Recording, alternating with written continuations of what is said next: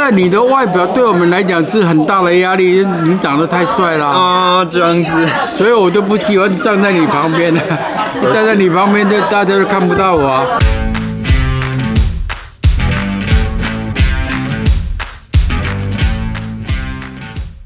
大家好，我是圆圆。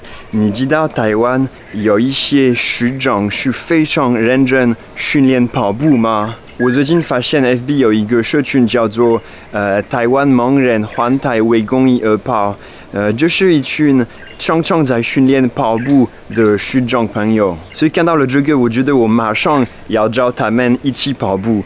可能你知道我非常喜欢跑步，你如果在 follow 我的 IG， 你可能看到我前几个礼拜有跟他们跑步了。他们周末跑山路，有固定的路线。你知道我们跑多久吗？我们跑16公里耶，超厉害的。所以你可能想问，那师长会怎么跑步呢？就是一堆人，一个师长，一个可以看到的人，然后一起拉一个绳子，一起跑步。有的师长也比较喜欢把手放在那个肩膀上面。好，如果喜欢这个影片，请你不要忘记给我一个赞，还有订阅我的频道。所以我们现在在那个跑步的终点站，每一次跑完步会在这边集合，喝茶、吃东西、聊天，然后刚好我是在这边会访谈几个视障朋友。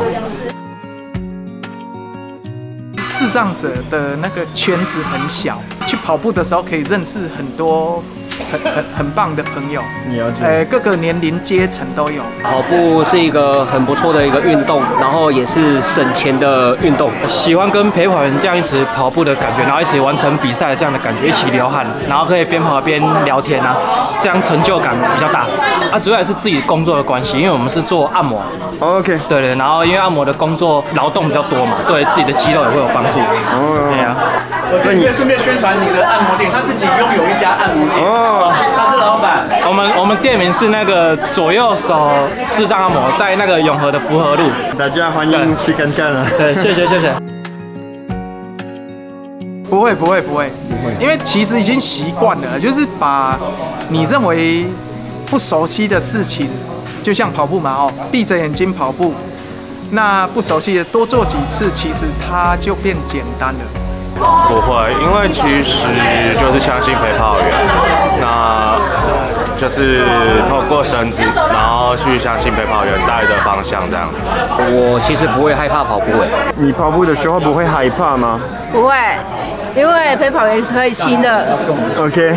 我们这个是台湾盲人环台，为公益而跑。对。然后我们每年会带着视障朋友绕台湾1圈。我想问一下，为什么是跑步而不是其他的运动呢？因为我们是想帮助一些募款，那其他运动人家不会关注。那视障朋友他本身已经需要人家帮助，然后他又愿意出来帮助别人，这样是很感动、很有意义的事情。除了这个环岛的目标，也是有固定跑步的训练，像今天，对，每一个周末。对，你刚刚讲到重点，因为要带着视障朋友跑不是那么简单嘛，你一定要训练。对，那平常我们就是每个礼拜天都来跑，台北这边有一个剑南路，那一般有山路，对，山路，那每个礼拜六就跑丰贵嘴那边的山路，这是每个礼拜我们固定的训练。那我这2次跑步跟吴师傅一起跑步，他是一个非常厉害的视障朋友，我们聊了很多。OK， 我现在已经在录音了。好，吴师傅，第一个问题就是你为什么喜欢跑步？就是在差不多8年前、10年前有一次机会，社长他要跑步，然后带我跑，我说好啊，因为我都在室内工作嘛。OK， 他就说带我出去走一走，我说好，就这样跑起来了。你们现在大部分都是跑山路，你跑步的时候不会害怕看不到路吗？这也是没有办法，因为我就要完全交信任旁边的陪跑教练啊。OK， 我记得有一次开始下雨，然后我是带路，然后我没有注意到，就是下面那个白色的线啊，对，然后你稍微画了一点点，对，然后你说我要留意到这些东西，对，我本来不知道。一般如果没有下雨的话，我就比较不会去提醒你们。我要跟大家说，就是虽然我现在每一天在跑步，但是我每次跟你跑步，我真的很累，好像你都不喝水，都不吃东西，然后看起来很轻松。你的秘密是什么？没有秘密，你只要每天跑就对了。今天太累了。不会啦，还好，觉得很好。有一个我觉得很有趣的事情，就是因为这个路线我比较不熟，所以有几次我是问你，我们等一下要左转吗？然后你都说哦，不是这个桥，是下一个。所以其实你知道路。知道，因为这已经跑有一段期间了，所以你都有一些概念了。都会有一个概念，大概跑多久、多少距离要转弯什么，大概不会差太远。你要不要分享你觉得可能会常常会遇到的大家误解关于时钟？我们最怕是这样子啦。如果看到我，比方说演员，你看到我，那你就说，哎，吴师傅你好，但是你跟我 say hello， 但是我不知道你是谁啊。所以要跟盲朋友打招呼的话，要先哎，我是演员吴师傅你好，哎，我就知道 Who are you？ OK， 你懂意思吗？知道。那还有很多人，他是好意，但是我们会造成很大困扰。哎，你猜猜看我是谁啊？他就问说，有一点麻烦，就麻烦，因为即使我知道，我也不敢说，因为我没有把握啊。如果说错了，就很不好意思啦。对。还有没有经过讲习或训练的话，他会说，哎，这个在这里，哎，这个在这里啊，那里啊。对我们来讲，这里跟那里跟什么，我们会产生很大的困扰。要说比较清楚。要说左边、右边，或是几点钟方向，那个位置要讲清楚。你有跟我讲过，你有一个梦想。要不要就是跟大家分享？因为在30年前的时候，眼睛看不到，接受到很多人的帮忙。我现在已经小孩子大了 ，OK， 我现在已经退休了。